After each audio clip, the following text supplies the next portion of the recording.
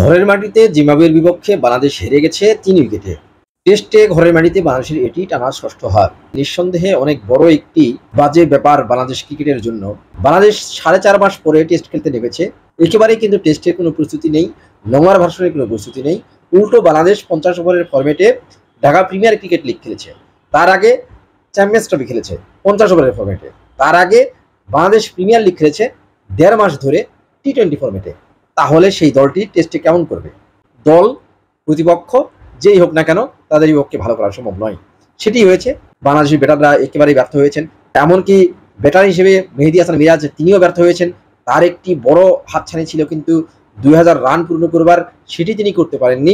১৯৫২ run নিয়ে তিনি খেলতে নেমেছিলেন সিলেট টেস্টে।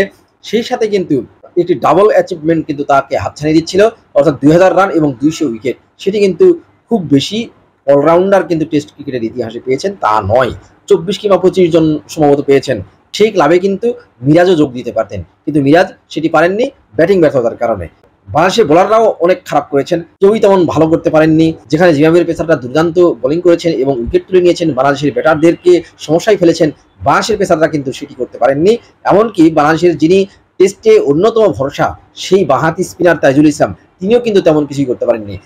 সিলেটে এর আগে কখনো মিরাজ যা করেননি সেটি কিন্তু করেছেন। তিনি উভয় ইনিংসে ৫টি উইকেট নিয়েছেন, অর্থাৎ ১০টি উইকেট তার হয়েছে এবং ১০ উইকেট নেওয়ার ফলে তিনি বাংলাদেশের তৃতীয় বোলার হিসেবে ২০০ উইকেটের মাইলফলক স্পর্শ করেছেন টেস্টে।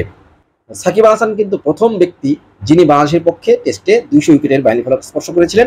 বাঁহাতি এই স্পিনার এখন ২৪৬ উইকেট নিয়ে সবার উপরে রয়েছেন। দ্বিতীয় স্থানে রয়েছেন ২১৯ উইকেট নিয়ে তাইজুল ইসলাম।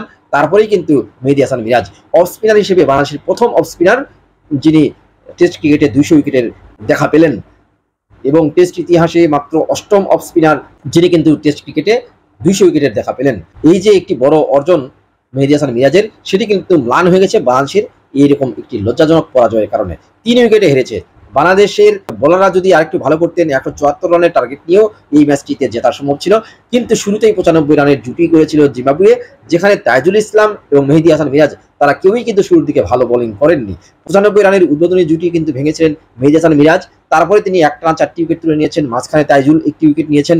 সব মিলে কিন্তু বেশ প্রতিদ্বন্দ্বিতা হবে বলে মনে হচ্ছিল, কিন্তু ওই যে শুরুর যে ৯৫ রানের জুটি, সেই জুটিতেই কিন্তু বাংলাদেশ দল হেরে গেল। এই হারের কারণে কিন্তু মেহেদী হাসান মিরাজের এই সুন্দর অর্জনটি আলোচনার বাইরে চলে গেছে। কারণ হচ্ছে যে মেহেদী হাসান মিরাজ উভয় ইনিংসে শুধু ৫ উইকেটই পাননি, সব মিলিয়ে ক্যারিয়ারে টেস্ট ইনিংসে ১২ বার তিনি ৫ উইকেটের দেখা পেয়েছেন এবং ম্যাচে ১০ উইকেট পেয়েছেন তিনি তৃতীয়বার। বাংলাদেশের আর কোনো বোলার কিন্তু ম্যাচে ৩ বার ১০ উইকেট নিতে পারেননি।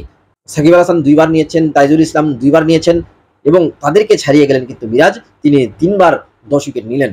এই যে তার একটি সুন্দর অর্জন, এই অর্জনের বিষয়টি কিন্তু আলোচনার বাইরে চলে গেছে শুধুমাত্র বাংলাদেশের এমন একটি পরাজয়ের কারণে। তো মিরাজকে শুভকামনা। চট্টগ্রাম টেস্টে তিনি যেন ব্যাট হাতে উজ্জ্বলে ওঠেন এবং ২০০ উইকেটের পাশাপাশি যে ২০০০ রানের একটি মাইলফলক ছোঁয়ার সুযোগ রয়েছে, আর মনে হয় ৩০-৩৫ রান লাগবে, সেই রানটি তিনি চট্টগ্রাম টেস্টে করবেন, এই প্রত্যাশা জানিয়ে আজকের মতো বিদায় নিচ্ছি। ধন্যবাদ।